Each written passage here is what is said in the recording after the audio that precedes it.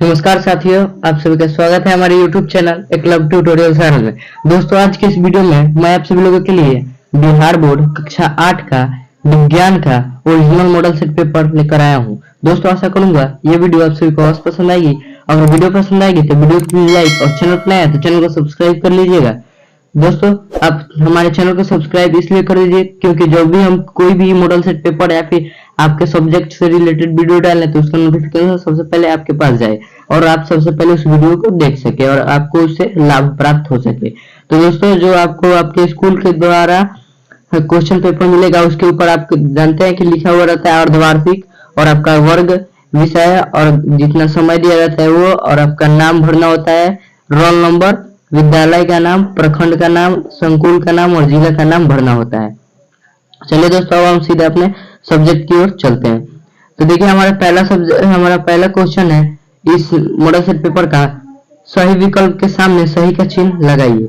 ये हमारा इसमें 5 क्वेश्चन है और प्रत्येक क्वेश्चन 2 मार्क्स का है और आपको इसको सॉल्व करने पर 10 नंबर मिलेंगे। तो आपको सॉल्व करना है। देखिए, पहला क्वेश्चन दिया गया है, एक नंबर है, पाव रोटी या इडली के फूलने का कारण है। जो हम लोग पाव रोटी या इडली खाते हैं तो वो किसके कारण फूलता है उसको बताना है। नमी के कारण फूलता है, उष्णता के कारण फूलता है, या फिर ईस्ट के कारण, या फिर जल के कारण। तो ये हम लोग सूक्ष्म जीव वाले चैप्टर में पढ़े थे, ये ईस्ट के कारण फूलता है। फिर देखिए, अगला हमारा दूसरा प्रश्न इसमें का है, इसमें कौन सा संपर्क बल नहीं है। बताना है कौन संपर्क बल नहीं है। खिंचाव नहीं है, कि धक्का नहीं है, कि चुंबकीय नहीं है, कि या घर्षण नहीं है। तो इसमें सब संपर्क बल है।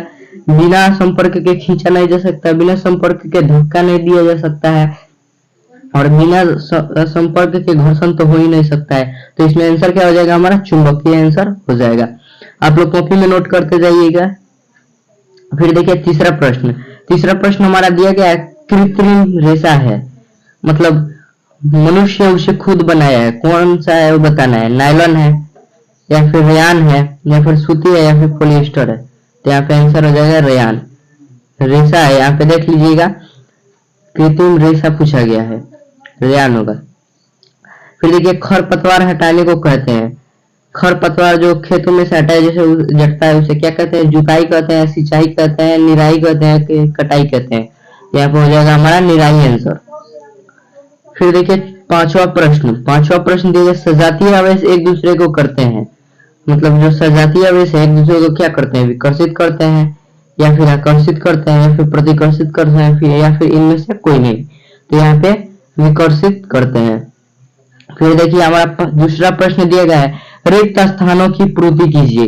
यहाँ पे मतलब खाली स्थान दिया गया है जिसको भरना है। इसमें 5 प्रश्न है और प्रत्येक प्रश्न 2 नंबर का है और इस पूरे को सॉल्व करने पर आपको 10 मार्क्स मिलेंगे। तो देखिए, पहला प्रश्न दिया गया है, खाद डैश पदार्थ का मिश्रण है। तो किसका मिश्रण है, कार्बनिक।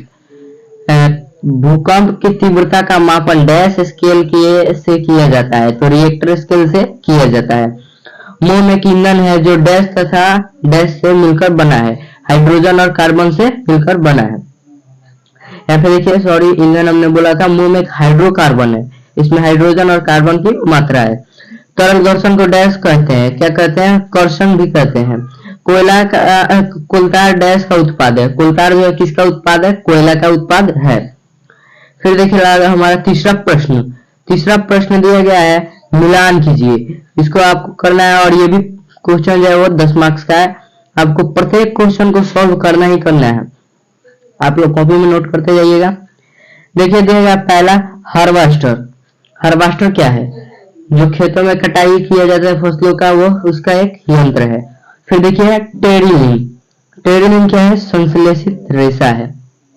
फिर दिया गया एंथ्रेक्स एक जंतु रोग है। फिर दिया गया किण्वन क्या है, सिरका का निर्माण करता है। फिर दिया है घर्षण से ऊष्मा उत्पन्न होता है। इसका स्क्रीनशॉट ले लीजिए या फिर अपने कॉपी में आप लोग नोट कर लीजिए। देखिए, हमारा चौथा प्रश्न हमारा, इसमें 2 प्रश्न दिए गए हैं और एक प्रश्न केवल 5 मार्क्स का है। आपको इन दोनों को हल करना है। देखिए, पहला प्रश्न दिया गया है, कभी कभी जंगलों में अपने आप आग लग जाती है, ऐसा कैसे होता होगा। हमें बताना है, जंगलों में कभी कभी अपने आप आग लग जाती है तो ऐसा कैसे होता होगा, यही बता देना है। तो देखिए, आप लोग लिखेंगे, कभी कभी जंगलों में अपने आप आग लग जाती है। गर्मियों के मौसम में बहुत अधिक गर्मी पड़ने पर कुछ स्थानों पे सूखी घास आग पकड़ लेती है। बताया जा रहा है कभी कभी गर्मियों में अपने आप आग लग जाती है जंगलों में। क्यों? क्योंकि जो सूखी घास रहती है और उसपे जब सूर्य का प्रकाश पड़ता है तो वो अपने ज्वलन ताप तक पहुंच जाती है, जिसके कारण वो जलने लगती है, जिससे पूरा जंगल ही आग की चपेट में आ जाता है, जिसे दवानल कहते हैं। और जब पूरे जंगलों में आग अपने आप लग जाता है तो उसे क्या कहते हैं? दवानल कहते हैं। गर्मी या पेड़ के बीच घर्षण का तापमान बढ़ जाता है, जिससे वह धीरे धीरे तापमान पर पहुंच जाता है जहां पदार्थ जलना शुरू कर देता है। इस प्रकार जंगलों में स्वतः आग पकड़ लेती है। फिर देखिए हमारा दूसरा प्रश्न दिया गया है, संश्लेषित वस्त्र गर्मी के मौसम में आरामदेह नहीं होते हैं, कैसा क्यों? बताना है। संश्लेषित वस्त्र जो है वो गर्मियों के मौसम में आरामदेह नहीं होते। तो लिखिएगा, संश्लेषित वस्त्र में जल ग्रहण करने की क्षमता कम होती है, जिससे हमारा पसीना सूख नहीं पाता है, तथा ऊष्मा का सुचालक होता है। ये ऊष्मा का सुचालक होता है, यानी धूप और प्रकाश को ग्रहण करता है और काफी गर्मी महसूस कराता है। साथ ही पसीना को नहीं सोखता है। इन्हीं कारणों की वजह से संश्लेषित वस्त्र जो है वो हमारे लिए आरामदेह नहीं होता है।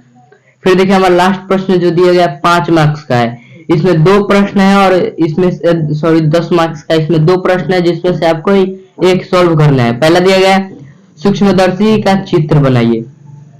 आपको या तो सूक्ष्मदर्शी का चित्र बना दीजिए, उसके बाद लिखा गया या उसके बारे में 500 शब्द में लिखिए। या आप उसका चित्र बना सकते हैं या उसके बारे में 500 शब्द लिख सकते हैं। तो आप लिख सकते हैं। सूक्ष्मदर्शी का प्रयोग हम लोग सूक्ष्म जीवों को देखने के लिए करते हैं, ये इसके बारे में आप लिख सकते हैं।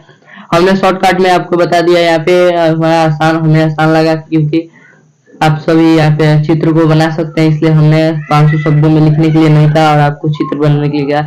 आप इस फिगर का स्क्रीनशॉट ले सकते हैं और आप इसका प्रिंट निकाल कर इससे क्या करते हैं, मतलब ड्रॉ करके आप बना सकते हैं। तो आप लोग इसका स्क्रीनशॉट ले लीजिए। इसी के साथ दोस्तों ये हमारा मॉडल सेट पेपर का जो वीडियो है वो समाप्त होता है।